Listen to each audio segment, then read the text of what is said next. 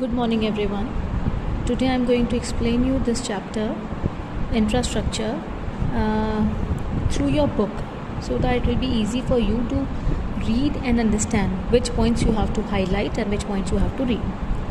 देखो, इंफ्रास्ट्रक्चर होता क्या है? जो भी हमारी सर्विसेज हैं या फैसिलिटीज़ हैं, जो भी हमारे इकोनॉमी को डेवलप करने के लिए जितनी भी फैसिलिटीज़ लगी हुई सब इंफ्रास्ट्रक्चर के अंदर, जो सपोर्ट करती हैं हमारे प्रोडक्शन में, चाहे वो इंडस्ट्रियल प्रोडक्शन हो, चाहे एग्रीकल्चरल प्रोडक्शन हो, चाहे फॉरेन ट्रेड हो, इन सब को जो भी सपोर्ट प्रोवाइड करती हैं वो that is called infrastructure. Now infrastructure कौन कौन सी सर्विसेज आ जाती है? Like roads, railways, ports, airport, dams, power station, oil, gas pipeline, telecommunications, बहुत सारी फैसिलिटीज़ आगे लिखी हुई है, right?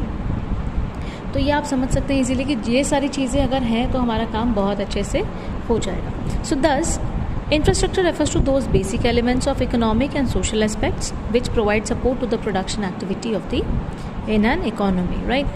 These services help in promoting production directly कौन से करते हैं? जो इकोनॉमिक इंफ्रास्ट्रक्चर है, और इनडायरेक्टली कौन से करते हैं? जो सोशल इंफ्रास्ट्रक्चर है। तो इसका मतलब हमारे दो तरह के इंफ्रास्ट्रक्चर होते हैं, इकोनॉमिक और सोशल।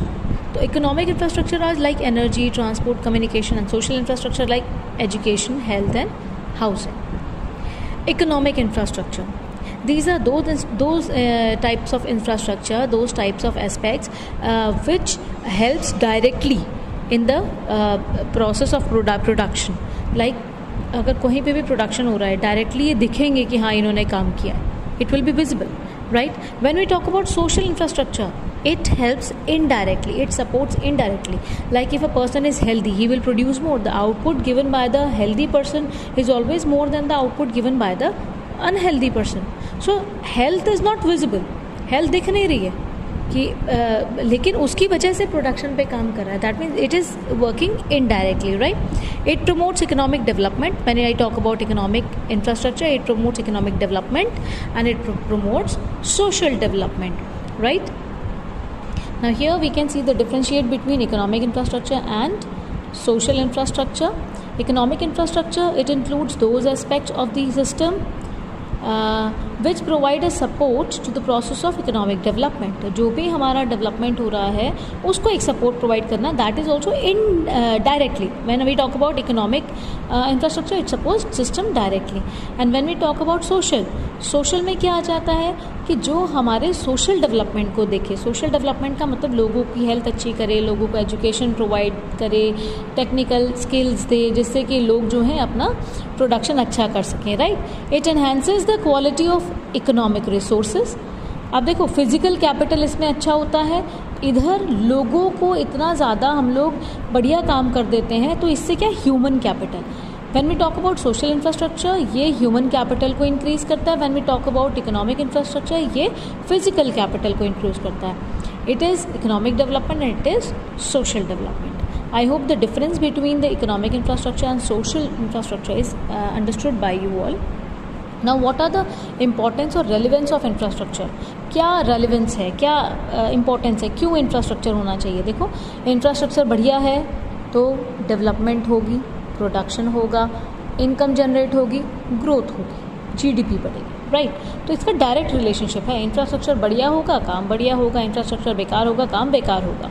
तो सबसे पहली चीज़, जैसे हमारे इंफ्रास्ट्रक्चर प्रमोट्स डेवलपमेंट, सबसे पहली चीज़ यही है कि हाँ, इंफ्रास्ट्रक्चर है, अच्छा है तो हमारा डेवलपमेंट होगा ही होगा. Direct relationship, right? तो infrastructure contributes to the economic development of the country by both. कैसे? By increasing the productivity of the factors of production and by improving the quality of life of its people. तो factors of production की productivity बढ़ाना मतलब health अच्छी करना, right? और उन लोगों की क्वालिटी ऑफ लाइफ भी अच्छी करना. एग्रीकल्चर को भी डेवलप करता है. जब देखो, जब ट्रांसपोर्ट हो गया, कम्युनिकेशन हो गया, और हमारे इरिगेशन फैसिलिटी हो गई, रोड्स हो गई, रेलवेज़ हो गई, ट्रांसपोर्ट जैसे मैंने आपको बता दिया, तो इसमें क्या है, इसमें बहुत हेल्प मिलती है कि एग्रीकल्चर, जो हम हमारा सामान यहाँ पर अगर कुछ भी हम क्रॉप प्रोड्यूस करें, हम दूर भी बेच सकते हैं. यहाँ अगर हमें अच्छे पैसे नहीं मिल रहे तो रीज़नेबल प्राइस के लिए हम दूर भी जा सकते हैं बेचने के लिए, ठीक है? बैंकिंग फैसिलिटी मिल गई, इंश्योरेंस फैसिलिटी मिल गई कि अगर हमारा कुछ ख़राब हो जाता है तो हमें इंश्योर्ड अमाउंट मिल जाएगा, राइट? तो ये भी इंफ्रास्ट्रक्चर का पार्ट है. Infrastructure facilitate smooth functioning of the economy.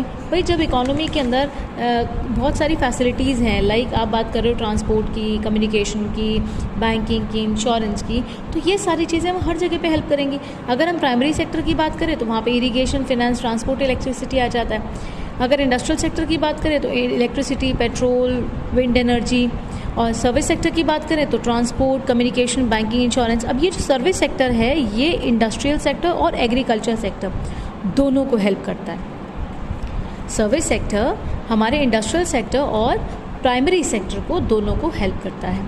Next आ जाता है infrastructure enhances quality of life.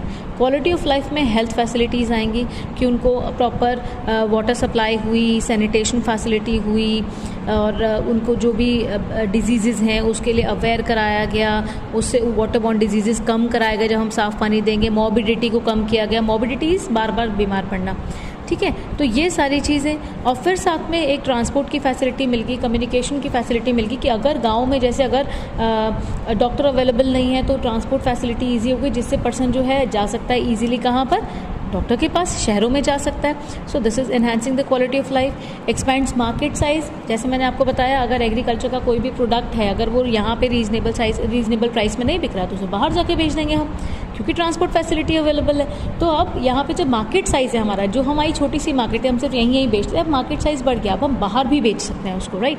And infrastructure promotes capital formation and investment. Definitely जब प्रोडक्शन बढ़ेगा तो लोग और भी इनकम जनरेट होगी, लोग और उस पैसे को लगाने की कोशिश करेंगे।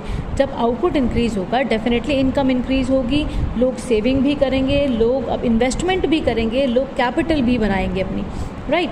तो ये एक तरह से एक तो चेन है, जैसे आउटपुट इंक्रीज़ होगा, इनकम इंक्रीज़ होगी, सेविंग इंक्रीज़ होगी, कैपिटल फॉर्मेशन होगा, मतलब लोग इन्वेस्टमेंट करेंगे। Then it is infrastructure facilitate outsourcing. Outsourcing क्या होता है कि हम बाहर से कोई काम कराएं, ठीक है। तो ये भी हम लोगों को देखो, जो हमारी आईटी सेक्टर है उसने हमको कितने अच्छा इंफ्रास्ट्रक्चर हमारा किया कि हमें बाहर की कंपनी से भी काम मिल जाता है, हमारे यहाँ एम्प्लॉयमेंट कितना बढ़ गया है, अनएम्प्लॉयमेंट कम हो गया है, BPOs, call centre, study centre. आज आप भी देख लो, आईटी सेक्टर है तो हम लोग काम कर रहे हैं, हम लोग ऑनलाइन पढ़ाई कर रहे हैं, है ना। आप अपने घर बैठे, हम अपने घर बैठे कर रहे हैं। तो ये modernisation, globalisation, change of outlook सिर्फ स्पेस उसमें नहीं कि हमारा सिर्फ हम बात करें कि हमारा ये सारी चीज़ें बढ़ी हैं, कंप्यूटर आईटी सेक्टर बढ़ गया, ये भी कि हम इस आउटलुक में भी आ गए हैं कि फ़ीमेल और मेल बराबर होते हैं, फीमेल को भी उतना ही पढ़ाया जाए, राइट।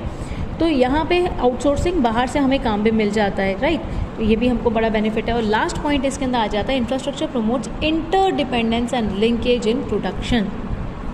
अब इंटरडिपेंडेंस किसका, देखो इकोनॉमिक स्ट्रक्चर, इंफ्रास्ट्रक्चर जो हमारा जैसे एनर्जी, ट्रांसपोर्ट, कम्युनिकेशन, या हमारा जो सोशल इंफ्रास्ट्रक्चर है, एजुकेशन, हेल्थ, हाउसिंग, ये आपस में एक दूसरे के साथ मिल के काम करते हैं। ना तो इकोनॉमिक इंफ्रास्ट्रक्चर अपने आप काम कर पाएगा, ना सोशल इंफ्रास्ट्रक्चर अपने आप काम कर पाएगा। अगर ट्रांसपोर्ट है तो उसे चलाने के लिए पर्सन चाहिए, पर्सन हेल्दी है तो बढ़िया से काम करेगा, उसको ट्रेंड है, उसको गाड़ी चलानी आती है तो वो चला पाएगा, नहीं आती तो वो नहीं चला पाएगा।